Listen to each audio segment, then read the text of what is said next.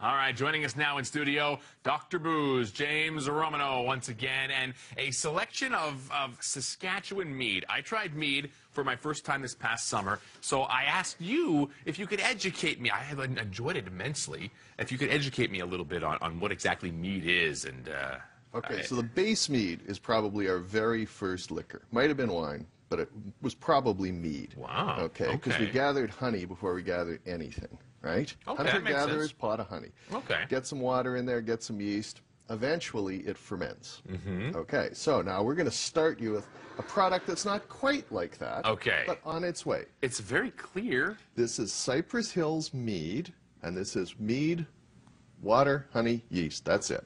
Okay, very good. Let's give it a try. Okay.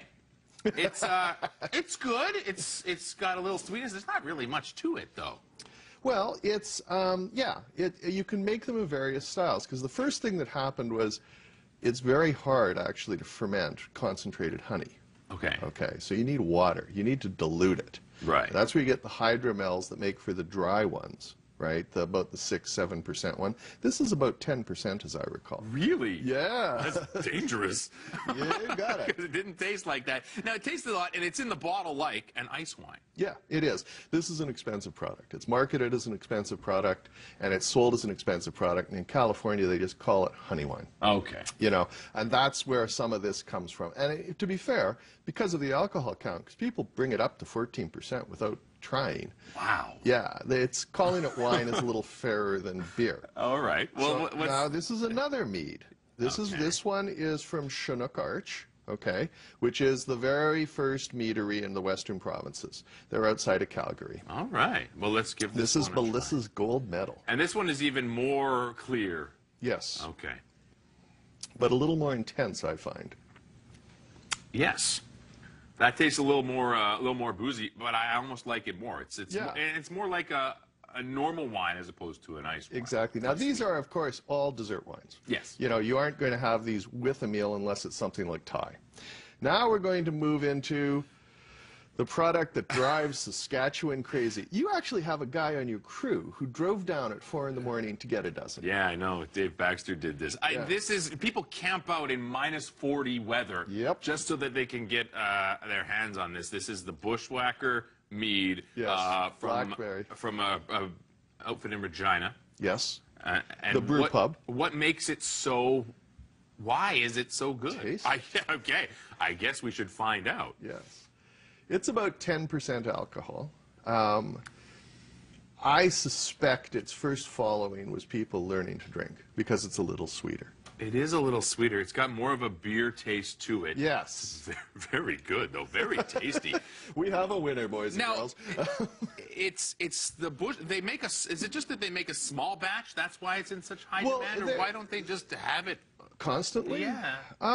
You'd have to ask them. It is okay. a different product. I mean, you do need honey for it. This is called braggot, technically, which has hops added to the mead. Okay. See, because one of the first things they did with meads is they started adding herbs and spices, right? Really? And one of the easiest ways to ferment it is to add some fruit juice, which adds a little more acidity, which adds a little bit more preservative, and it also adds some very nice flavors. Yeah, no, it's quite tasty. I can see why people might line up for it. We've got another one here. We're going to get a little bit more into the science of mead in just a minute when we come back. Yeah, this is pretty darn good. No kidding. All right, thanks, Steph. We are back now with Dr. Bruce, James Romano, and we're talking possibly the first alcoholic beverage that humans came up with, mead. Claude Levi-Strauss, I know you read him on the weekends. He suggested it back in the 40s. Okay, well, now the 3 words when it comes to examining mead, braggot, hydromel, and is that Metheglin. Metheglin. Yes. Okay, and these are? These are, mead started way back in Celtic times and earlier, probably thousands of years ago. Right, you hear about, like, Vikings drinking mead, Vikings right? blood. Yeah. Well, I've brought you a glass of Rider fan blood. Oh, really? Yes, as we know, Rider fans bleed everywhere. Okay. Although not this year. This is the Cypress Hills, okay, and this is their braggot. This is similar to the Paddockwood one, although, as you can see, a much darker juice there. Yeah, it really is. It looks like red wine. and it's good. Why don't you do those two together?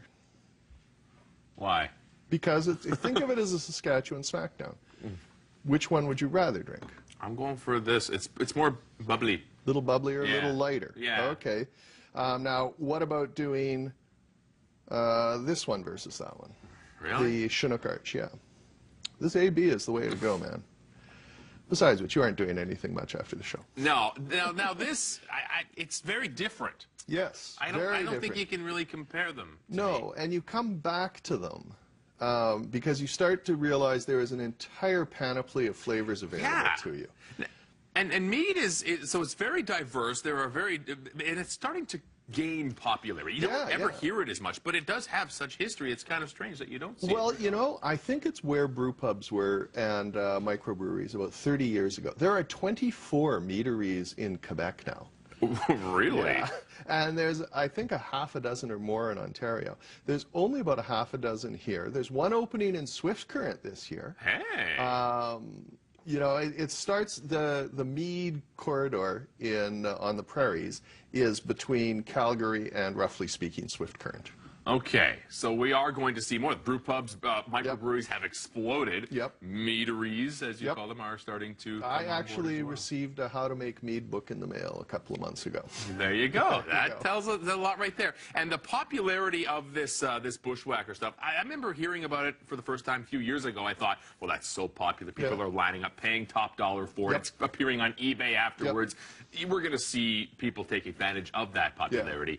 And it really hasn't happened. Well, it's a little bit harder to make, and I think it's also outside their mainstream. You know, I mean, they are a beer pub.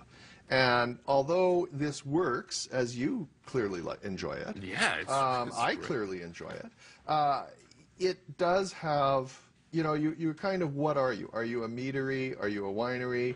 Are you a brew pub? You know, what does your clientele want from you? And so you can't be all things, eh? I guess not. well, you can if you've got enough taps and you got enough money.